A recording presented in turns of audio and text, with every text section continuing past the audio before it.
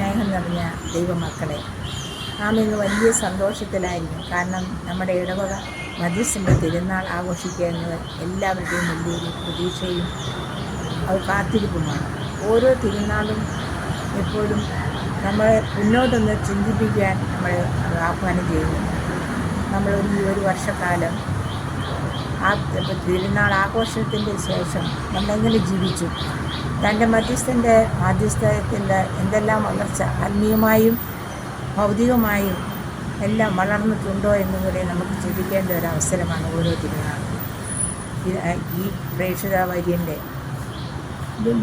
ഭാരതത്തിലെ രണ്ടാം അപ്പസ്തോലൻ എന്ന് പറയുന്ന നമ്മുടെ വിശുദ്ധൻ്റെ ആ പ്രേക്ഷിത ചൈതന്യവും ദൈവത്തോടുള്ള ആ വലിയ സ്നേഹവും എല്ലാവരെയും ദൈവത്തിലേക്ക് അടുപ്പിക്കുവാനുള്ള ഒരു വലിയ തീക്ഷ്ണതയും നമ്മൾ പഠിച്ചിട്ടുണ്ട്, വായിച്ചിട്ടുണ്ട്. അത് നമ്മുടെ ജീവിതത്തിലും ഉണ്ടോ എന്ന് നാം എല്ലാവരും പ്രേക്ഷിതരാണ്.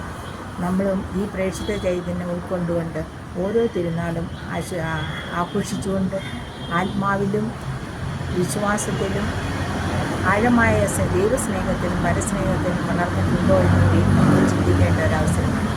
എല്ലാവരെയും ദൈവം സമർത്ഥമായി അനുഗ്രഹിക്കും.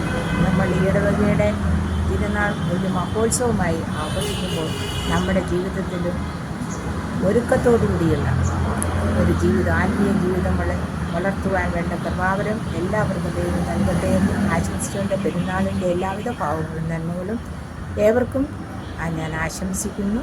എല്ലാവർക്കും പ്രാർത്ഥിക്കുന്നു.